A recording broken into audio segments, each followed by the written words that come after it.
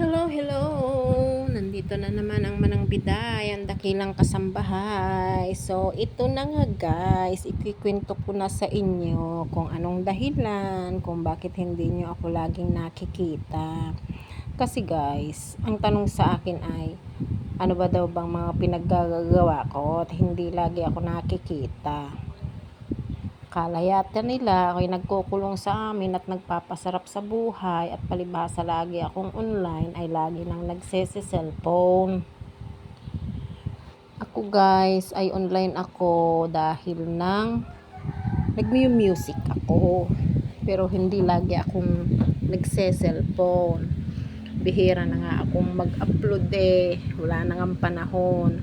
Kasi ang inyong Manang Biday ay busy sa gawaing bahay at gawain ko sa mansyon. Bakit daw pa kailangan kong mamasukan? Ay ako'y mapera na. Inang ko pa. Sana nga itotoong ako'y mapera. Sus ko pa. Pag-aanhin ko pa daw ba ang pera? Naupo. Ako hindi magpapagod ng ganito guys kung ako ay mapera. Yung magdudukal ng lupa, yung naku po. Hindi ay kasarap nga sana kung mapera ba, edi anong gagawin? Ay walang kapirahan, laging ubos, kulang pa, edi ang inyong Manang Biday magtitiis sa pagkakasambahay. Kaya yung mga nagsasabing ako'y mapera na, ay naku po, sana nga ay magdilang anghel kayo. Sana nga ay magkatotoo. So ayun guys, ang aking ginagawa sa mansyon. Sample lang yan. Wala pang ika 1/4 o wala pa sa ika-siyam sa ginagawa ko. Pag nandito ang amo ko, araw-araw ako napasok. Pag walang amo ko, sa bahay ko sa umaga, sa hapon naman ay sa mansyon. So, madaming ginagawa guys, kaya ako hindi nyo napagkikikita.